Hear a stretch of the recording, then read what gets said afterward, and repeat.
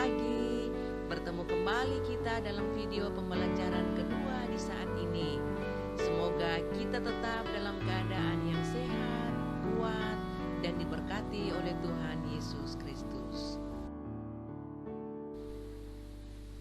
Sebelum kita mulai dengan pembelajaran pada saat ini, tentunya kita minta kekuatan melalui Roh Kudus di dalam doa.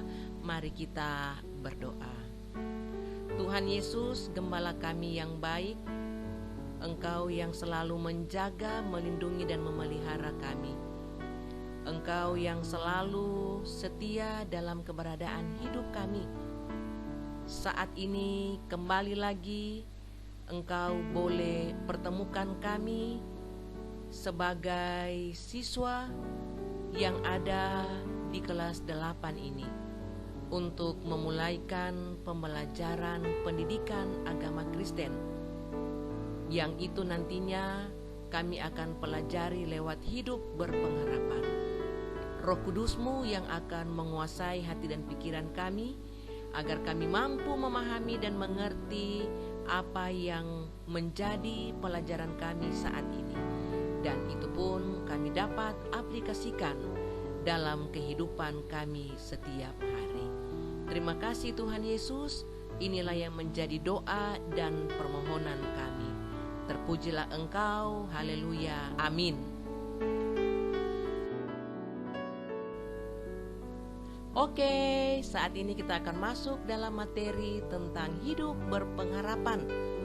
Nah, dalam materi ini ada bacaan yang boleh menjadi perenungan kita tentang hidup berpengharapan yang terdapat dalam 2 Korintus pasal 4 ayatnya yang ke-8 berkata demikian. Dalam segala hal kami ditindas, namun tidak terjepit, kami habis akal, namun tidak putus asa. Dan tujuan pembelajaran yang akan dicapai dalam proses pembelajaran materi hidup berpengharapan saat ini adalah, yang pertama, siswa memahami makna hidup berpengharapan. Yang kedua, siswa mampu memberi contoh perilaku berpengharapan. Yang ketiga, siswa membagikan pengalamannya tentang pengharapan yang dimiliki di tengah keraguan dan keputusasaan. Dan yang keempat adalah siswa berperan aktif mengajak orang di sekitarnya untuk memiliki pengharapan.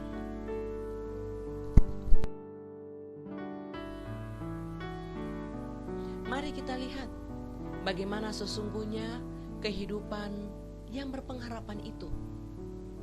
Karena bagi siswa di kelas 8, berbicara tentang hidup berpengharapan itu merupakan topik yang sangat tepat. Apalagi kamu sebagai anak-anak remaja yang ada, maka pasti membutuhkan kehidupan yang berpengharapan. Mengapa? Karena di masa-masa ini banyak sekali remaja dalam kehidupannya dia merasa sedih, merasa putus asa ketika dia tidak diterima di lingkungan di mana dia berada, baik itu dalam kehidupan di sekolah, dalam pergaulan, dalam kehidupan keluarga, di mana saja. Bahkan pun ketika dia mendapat nilai yang kurang baik, mendapat nilai yang rendah daripada temannya, maka disitulah akan nampak bagaimana kehidupan yang sesungguhnya. Dia pasti akan merasa murung, dan juga dia pasti akan merasa sedih. Nah, pada saat ini kita akan belajar tentang hidup berpengharapan. Dari materi ini, Ibu akan memberikan 2 ilustrasi yang akan disampaikan pada kalian lewat pembelajaran hidup berpengharapan, yaitu kita akan belajar tentang kisah keluarga Patrisius. Dalam kisah keluarga Patrisius ini, di mana ada satu kota yang bernama Tagaste di Afrika Utara. tinggallah keluarga dengan 3 orang anak. Sang ibu bernama Monica. Ia adalah seorang Kristen yang sangat taat, yang selalu setia, bahkan pun dia adalah seorang ibu yang selalu menunjukkan bagaimana sikap hidupnya untuk berdoa. Sang bapak, dia bernama Patrisius. Dia adalah seorang pejabat tinggi dalam sebuah pemerintahan, dan bahkan dia adalah seorang yang sangat membenci kekristenan. Makanya dalam kehidupan Patrisius, dia tidak segan-segan. Dia mencemooh istrinya bila hendak mengajarkan iman Kristen kepada anak-anaknya. Karena pengaruh buruk dari sang bapa, maka anak sulungnya, dia hidup dalam pesta pora, dia selalu hidup berfoya-foya, dan bahkan dia selalu melakukan pergaulan bebas. Melihat perilaku anak sulungnya, maka Monica ini dia merasa sangat sedih.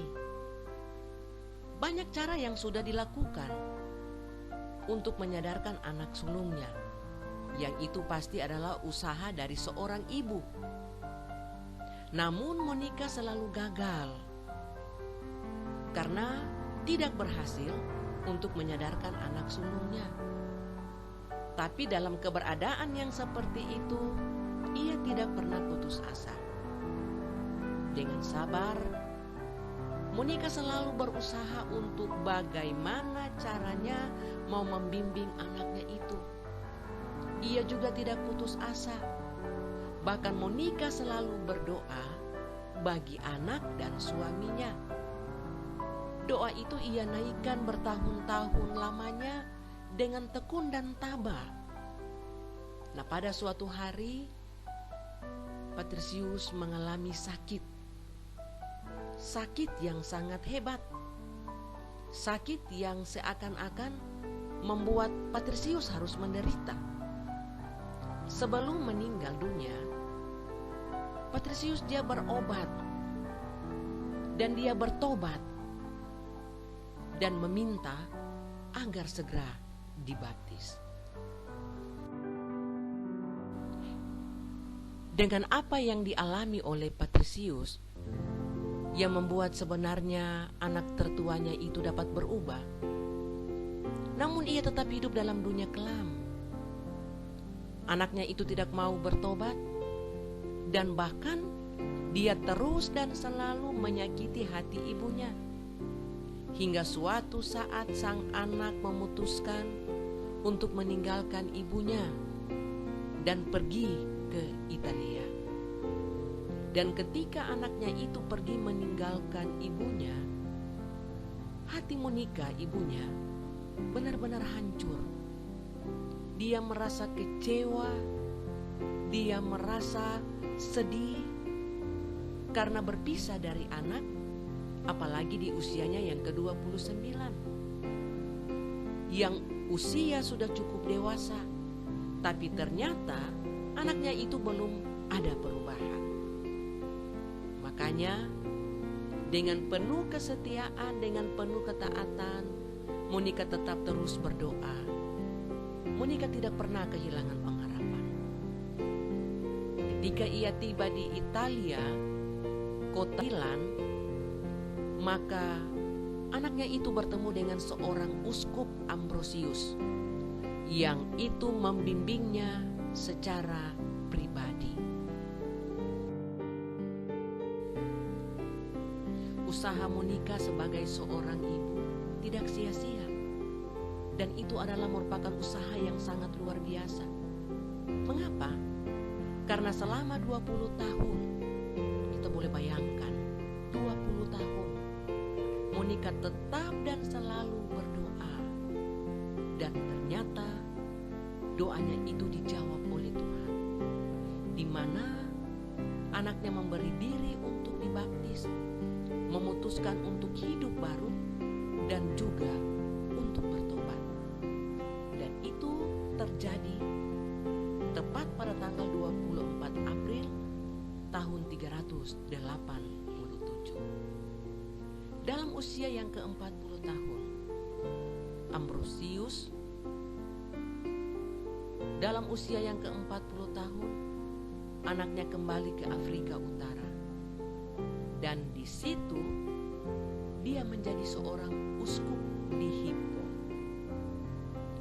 Tentunya Agustinus yang merupakan anak dari Monica ini kemudian dikenal sebagai seorang bapak gereja yang sangat disegani, yang sangat dihormati. Semua itu oleh karena berkat dari seorang ibu yang bernama Monica yang tidak pernah kehilangan pengharapan dan putus asa untuk selalu mendoakan anaknya, walaupun anaknya telah banyak melakukan hal-hal yang itu tidak sesuai dengan kehendak Tuhan.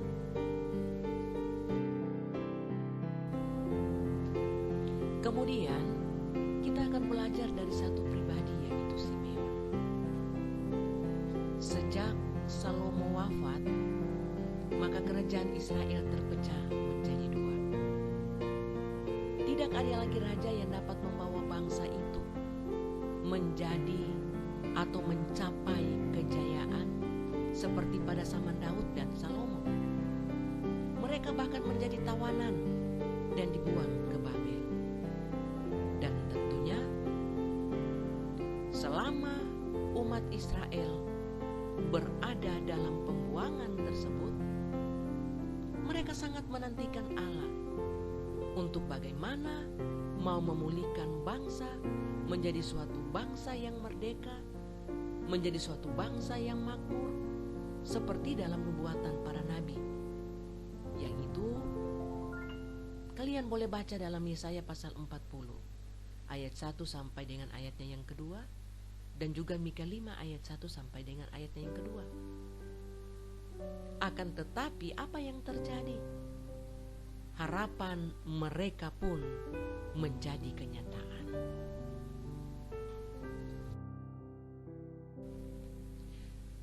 Setelah mereka terlepas dari masa pembuangan di Babel, dengan begitu beratnya pergumulan tantangan yang mereka alami dan mereka hadapi, mereka mengalami penjajahan dari bangsa Mesir, Syria, serta Romawi. Mereka dijajah dari bangsa lain selama 500 tahun.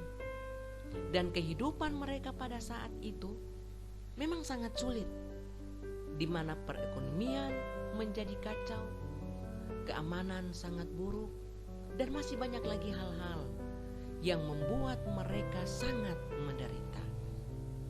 Dalam keadaan itu, umat Israel terbagi menjadi dua kelompok, yaitu yang pertama, mereka sudah kehilangan harapan dan kepercayaan terhadap janji Allah. Mereka memilih untuk memberontak atau menjadi penjahat karena mereka menganggap Allah tidak lagi mendengar apa yang menjadi doa dan harapan serta permohonan mereka. Kedua, mereka yang masih percaya pada janji Allah dan tetap berpengharapan akan datangnya Sang Mesias yang akan membebaskan mereka dari tangan penjajah. Karena bagi bangsa Yahudi, Mesias adalah tokoh yang selama ini mereka nantikan sebagai penyelamat bangsa Yahudi yang akan membawa kebebasan dari penjajah. Sebab bagi mereka, kedatangan seorang Mesias itu akan terjadi pada waktu yang tidak terlalu lama. Itulah sebabnya maka dapat dikatakan bahwa dari kelompok itu, maka kelompok pertama disebut sebagai orang yang tidak ada pengharapan. Orang yang tidak menunjukkan kehidupan, kesetiaan dan ketaatan kepada Tuhan. Orang yang tidak pernah berdoa kepada Tuhan. Makanya di kelompok pertama itu banyak hal yang terjadi, banyak hal yang mereka lakukan yang itu merupakan suatu perlakuan yang tidak dikehendaki oleh Tuhan. Misalnya, bagaimana mereka memberontak kepada Tuhan. Mereka tidak mengikuti apa yang menjadi perintah daripada Tuhan. Dan kelompok yang kedua disebut sebagai orang yang selalu ada pengharapan kepada Tuhan. Misalnya saja, mereka ketika diperhadapkan dengan persoalan, dengan pergumulan, mereka tidak pernah melupakan Tuhan. Mereka tidak pernah meragukan janji Tuhan. Mereka percaya bahwa Allah akan senantiasa menjaga dan melindungi kehidupan mereka. Kenapa kita sebagai anak-anak Tuhan penting memiliki pengharapan? Pengharapan itu seumpama motor yang menggerakkan roda hidup kita melewati jalan yang terjal dan juga yang berliku-liku. Itulah sebabnya penulis kitab Ibrani menggambarkan pengharapan sebagai saung atau jangkar yang kuat dan aman bagi jiwa. Kenapa pengharapan itu diibaratkan sebagai saung? Itu boleh dibaca dalam Ibrani pasal 6 ayatnya yang ke-19. Siapa di antara kalian yang sudah pernah melihat saung? Atau siapa di antara kalian yang tahu apa itu saung?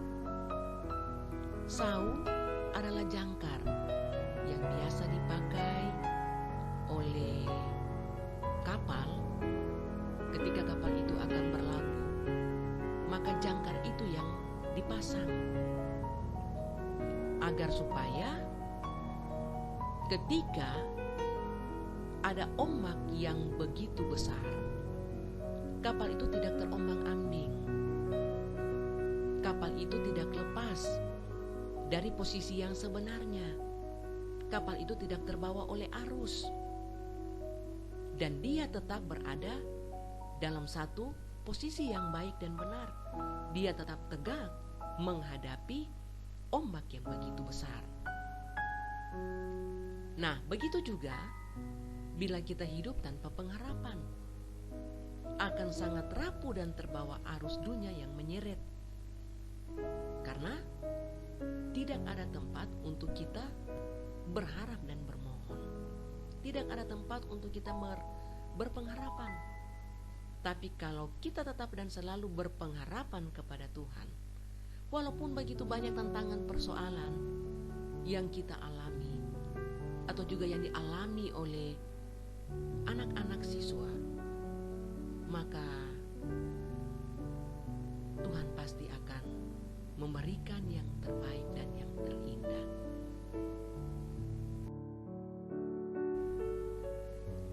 Nah, dari kisah Simeon ini merupakan contoh bahwa betapa pengharapan yang dipegang teguh tidak akan sia-sia. Demikian pun dengan kisah Monica, ibu dari Agustinus, di mana pengharapan mereka itu menjadi kenyataan. Agustinus menjadi seorang tokoh gereja. Simeon tetap teguh dalam pengharapannya. Dan kita boleh bayangkan apabila mereka putus asa, menyerah, dan tidak mau bertekun dalam Tuhan. Mungkin Simeon tidak akan pernah bertemu bayi Yesus seumur hidupnya. Demikian juga Monica. Dia tidak akan pernah melihat Agustinus bertobat. Apalagi menjadi seorang tokoh dalam sejarah gereja yang sangat terkenal sampai pada saat ini.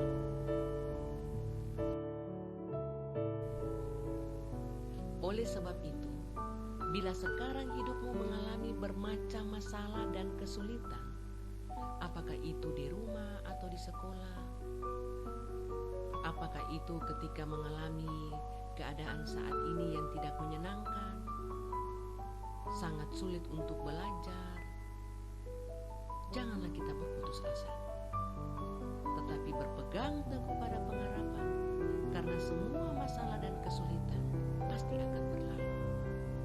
Seperti ada ungkapan Kang yang mau menyatakan bahwa badai itu pasti berlalu. Dan ingat bahwa kehidupan yang lebih baik di masa depan pasti akan kamu alami, asalkan tetap dan selalu mengandalkan Tuhan, tetap dan selalu percaya akan janji Tuhan, tetap dan selalu berpengharapan hanya kepada Tuhan, dan jangan pernah takut, apalagi putus asa. Apa kunci dari semua itu? Kuncinya adalah bagaimana kita mau bertekun dalam doa, bagaimana kalian bertekun dalam doa, dan jangan pernah berhenti untuk selalu berusaha dan berusaha. Lakukanlah yang terbaik dan serahkanlah pada Tuhan, karena Tuhan itu baik bagi kita dan Dia tidak akan pernah mengecewakan kita. Dia tidak akan pernah mengecewakan setiap anak-anak Tuhan. Dia tidak akan pernah mengecewakan semua siswa yang ada, karena janji Allah itu adalah ya dan amin.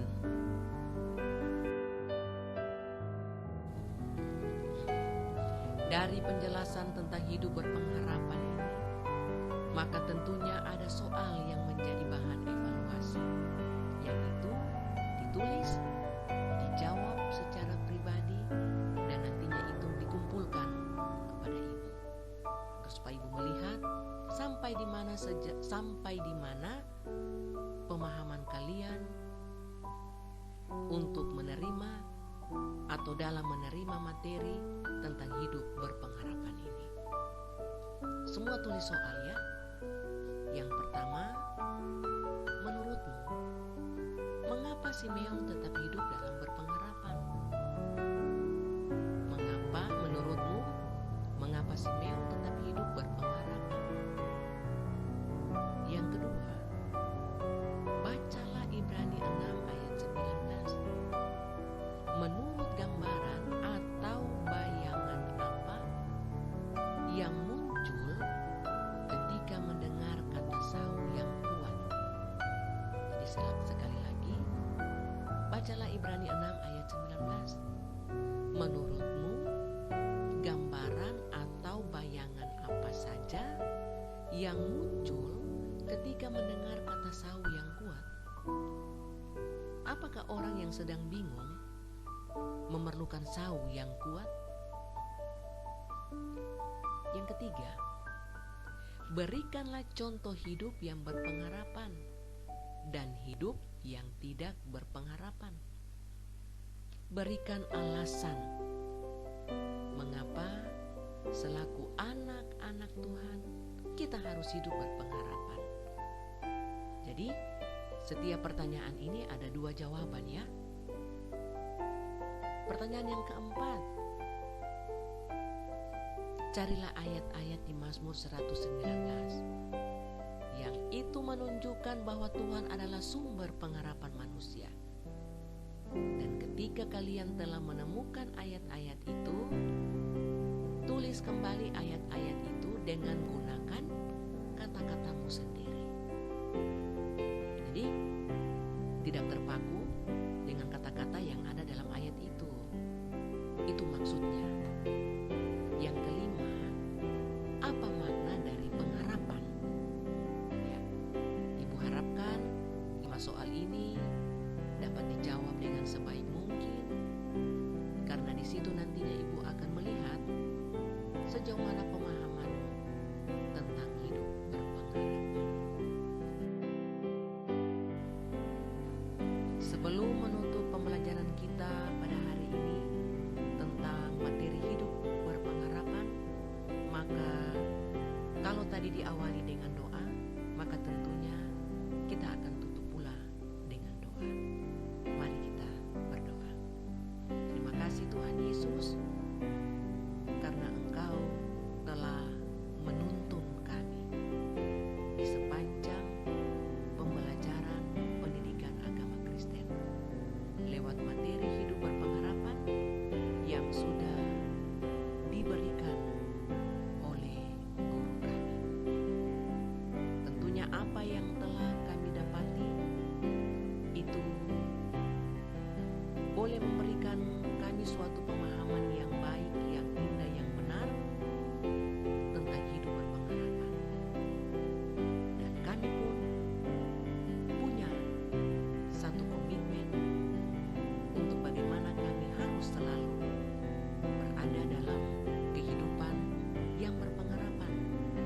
hanya kepada Tuhan Yesus. Walaupun begitu banyak tantangan persoalan yang kami alami sebagai seorang siswa. Terima kasih Tuhan. Inilah doa dan permohonan kami. Terpujilah Engkau, di dalam nama Yesus Kristus kami berdoa. Amin. Ya, demikianlah pembelajaran kita saat ini. Dan kita akan bertemu kembali pada materi yang akan datang tentang memilih untuk tidak berputus asa. Kiranya kalian semua tetap berada dalam keadaan tubuh yang sehat, tetap selalu menjaga kesehatan agar kita boleh bertemu kembali pada minggu yang akan datang tentang memilih untuk tidak berputus asa. Tuhan Yesus memberkati.